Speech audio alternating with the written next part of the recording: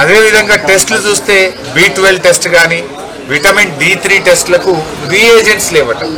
అంటే మిషనరీ అంతా కేసీఆర్ ప్రభుత్వమే కొన్నది. ఆ టెస్ట్ చేయడానికి కావాల్సిన రీఏజెంట్ సప్లై లేకపోవడం వల్ల ఇవాళ టెస్టులు కూడా టీ డయాగ్నోస్టిక్ సెంటర్లో జరగడం లేదు అన్నారు. అంటే రేవంత్ రెడ్డి గారు మాటలకు ఎక్కువ, చేతలకు తక్కువ. ఇలా కనీసం బస్తీ దవాఖానలో మందులు సరఫరా చేసే తెలివి లేకపోయి, టీ డయాగ్నోస్టిక్ సెంటర్లో రీఏజెంట్ సరఫరా చేసే తెలివి లేకపోయి, గా డాక్టర్లకు కనీసం గా జీతాలు వస్తున్నాయా లేవా రివ్యూ చేసే టైం లేదా రేవంత్ రెడ్డి గారు నీకు? నేను అడుగుతా ఉన్నా. ఇవాళ రేవంత్ రెడ్డి గారి ప్రభుత్వంలో ఎట్లా తయారైపోయిందంటే మొన్ననే చూసాం, కొడంగల్లో 108 సకాలంలో రాకపోవడం వల్ల ముఖ్యమంత్రి నియోజకవర్గంలోనే పేషెంట్ చనిపోయిండు.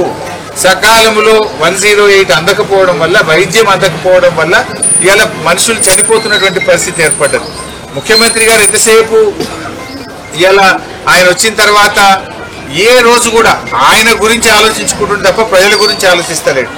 ఆనాడు కేసీఆర్ గారు కేసీఆర్ కిట్ పథకం పెట్టి ప్రభుత్వ ఆసుపత్రుల్లో 72% డెలివరీలు జరిగేది. కానీ ఇవాళ ఈయన వచ్చినాక కేసీఆర్ కిట్ బంద్ అయిపోయి 52% పడిపోయింది. అంటే ప్రభుత్వ ఆసుపత్రుల్లో మందులు లేక, డాక్టర్లు లేక కేసీఆర్ కిట్ పథకం బంద్ అయి 20% మంది ఇవాళ తగ్గిపోయి ప్రైవేట్ ఆసుపత్రులకు పోతున్న పరిస్థితి ఏర్పడుతుంది. సిగ్గుపడాలి రేవంత్ రెడ్డి. ఆయన ఎంతసేపు ఆయన కిట్టి నిండిందా లేదా చూసుకుంటుండే తప్ప పేద ప్రజలకు కిట్లు అందుతున్నాయా లేదా అనే సోయి రేవంత్ రెడ్డికి లేదు. అరే కేసీఆర్ కిట్ పథకం వల్ల మనం అది కేసీఆర్ మీద కోపం కొద్ది ఆ పథకం తీసేస్తే పేదలకు వైద్యం అందుబాటులో లేకుండా పోయింది, పేదలు ప్రైవేట్ ఆసుపత్రులకు పోయి అప్పుల పాలవుతుందనే సోయి రేవంత్ రెడ్డికి లేదు. ఎంతసేపు మద్యం దుకాణాలు ఎట్లా పెంచుదామా, సారా ఎట్లా అమ్ముదామా, పైసలు ఎట్లా సంపాదించుదామా అనే ఆలోచిస్తుండు. ఈ మధ్య కొత్త వైన్ షాప్ల కోసం అప్లికేషన్లు తీసుకుంటే 2 లక్షలు కాదు 3 లక్షలు పెట్టిండు అప్లికేషన్. 3 లక్షలు పెట్టి వసూలు చేసుకుంటుండు. అరే ఆయనకు పైసలు తక్కువ వచ్చినాయి, అప్లికేషన్లు ఫుల్ రాలేదట. ఇప్పుడు అడగకుండానే ఇంకో వారం రోజులు ఎక్స్టెన్షన్ ఇచ్చిండు.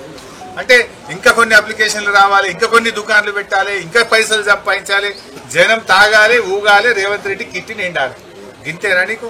ప్రజల మీద సోయి లేదు. మరి కేసీఆర్ కిట్ ఎందుకు అంతలేదు? బస్తీ దవాఖానల జీతాలు ఎందుకు వస్తలేవు? బస్తీ దవాఖానల మందులు ఎందుకు లేవు? బస్తీ దవాఖానల పరీక్షలు ఎందుకు లేవు అని ఒక్కనాడన్నా రివ్యూ చేసినావా?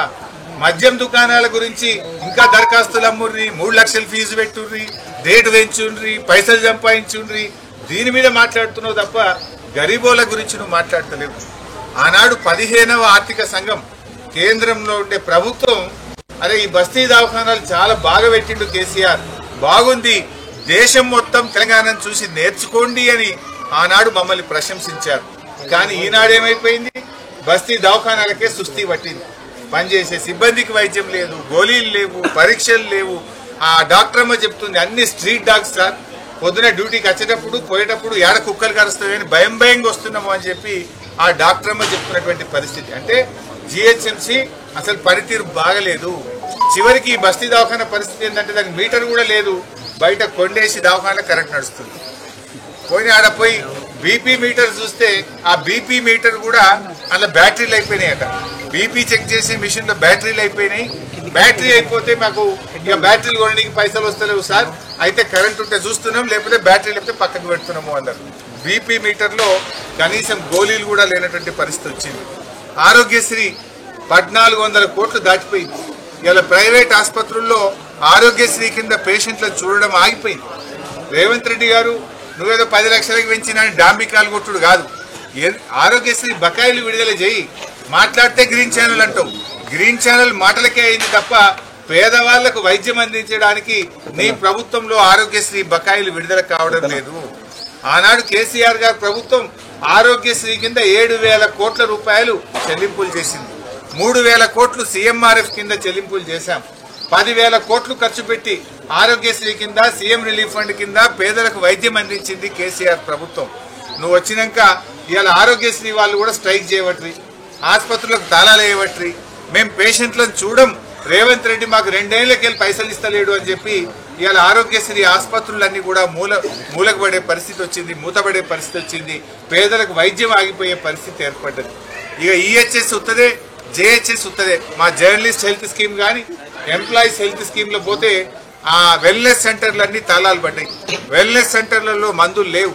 జర్నలిస్టుల పిల్లలకు కానీ, జర్నలిస్టుల తల్లిదండ్రులకు కానీ, జర్నలిస్టుల కుటుంబ సభ్యులకు కూడా ఇవాళ వైద్యం అందుబాటులో లేదు. ఎంప్లాయీస్ హెల్త్ స్కీమ్ కింద 23 నెలల రేవంత్ రెడ్డి ప్రభుత్వంలో ఒక్క రూపాయి కూడా ఇవాళ వరకు ఉద్యోగస్తులకు విడుదలైనటువంటి పరిస్థితి లేదు. ఈహెచ్ఎస్ అటకెక్కింది, జేహెచ్ఎస్ అటకెక్కింది. ఆరోగ్యశ్రీ అయితే సేవలు నిలిచిపోయే పరిస్థితి ఏర్పడ్డది. బస్తీ దవాఖానాలకు సుస్థి పట్టింది. కేసీఆర్ గారు ప్రారంభించిన టిమ్స్ హాస్పిటళ్లు నత్తనడక నడుస్తూ ఉన్నాయి. ఇదే ఎర్రగడ్డలో ఒకటి, ఎల్బీ నగర్లో ఒకటి, అదేవిధంగా నిమ్స్ ఒకటి, అటుపోతే సనత్ నగర్ ఒకటి, అటుపోతే మల్కాజ్గిరిలో ఒకటి.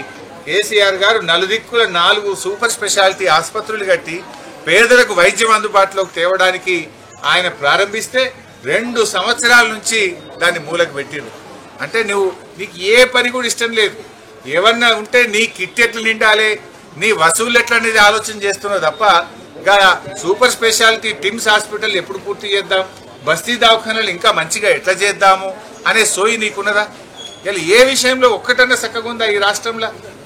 ఇవాళ ఇప్పటికైనా మేము కోరేది ఒక్కటే, పాపం బస్తీ దవాఖానాల్లో పనిచేసే డాక్టర్లు, వైద్య సిబ్బంది జీతాలు లేక 6 నెలలకెళ్ళి ఇబ్బంది పడుతున్నారు. తక్షణమే వాళ్ళ జీతాలు విడుదల చేయాలని చెప్పి డిమాండ్ చేస్తూ ఉన్నాం. నంబర్ 2, 110 రకాల మందులకు గాను 60-70 రకాల మందులు కూడా లేవు. మొత్తం 110 రకాల మందులు బస్తీ దవాఖానాలకు సప్లై చేయాలి. మందులు పేదలకు అందుబాటులో పెట్టాలని డిమాండ్ చేస్తూ ఉన్నాం. 3వది 134 రకాల పరీక్షలు బస్తీ దవాఖానాల్లో ఉచితంగా చేయాలి. ఇవాళ రీఏజెంట్స్ లేక D3, B12 టెస్టులు తదితర టెస్టులు జరగడం లేదు కనుక మొత్తం 134 రకాల పరీక్షలు ఉచితంగా బస్తీ దవాఖానాల ద్వారా పేదలకు అందే విధంగా ప్రభుత్వం మళ్ళీ పునరుద్ధరించాలని చర్యలు తీసుకోవాలని కోరుతా ఉన్నాం. అదేవిధంగా నువ్వు జీతాలు ఇస్తలేవని చాలా మంది రాజీనామా చేసి ఉద్యోగం విడిచిపెట్టిపోయింది. బస్తీ దవాఖానాల్లో చాలా చోట్ల డాక్టర్లు లేరు, సిబ్బంది లేరు. నువ్వు జీతాలు ఇయ్యక చాలా మంది ఉద్యోగాలు వదిలిపెట్టినారు. తక్షణమే అన్ని ఖాళీలు కూడా నిలపాలని చెప్పి బీఆర్ఎస్ పార్టీ డిమాండ్ చేస్తూ ఉంది. ముఖ్యంగా ఇలా జూబ్లీ హిల్స్ ప్రజలు, హైదరాబాద్ ప్రజలు గమనించాలి. రేవంత్ రెడ్డి ఇలా రేపు ఏమంటాడు, జూబ్లీ హిల్స్ లో గెలిస్తే నేను బస్తీ దవాఖానాలను అటకెక్కించిన, మందులు లేవు, పరీక్షలు లేవు, సిబ్బంది లేరు, జీతాలు లేవు, అయినా జూబ్లీ హిల్స్ లో నాకే ఓటేసింది అంటాడు. ఇవాళ జూబ్లీ హిల్స్ లో మీరు కర్రు కాల్చి వాత పెట్టండి, అప్పుడైతే బస్తీ దవాఖానాలు మెరుగుపడతాయి, బస్తీ దవాఖానాలకు మందులు వస్తాయి, పరీక్షలు జరుగుతాయి, ఆ సిబ్బందికి జీతాలు వస్తాయి.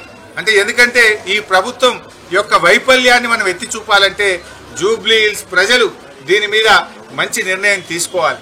ఈ హైదరాబాద్ ప్రజలు కూడా జూబ్లీ హిల్స్ లో ఉండే మీ బంధువులకు, మీ దోస్తులకు, మీ సహచరులకు చెప్పి కాంగ్రెస్ పార్టీకి గుణపాఠం చెప్పే విధంగా హైదరాబాద్ జంట నగరాల ప్రజలందరూ కూడా పూనుకోవాలని చెప్పి నేను కోరుతా ఉన్నా.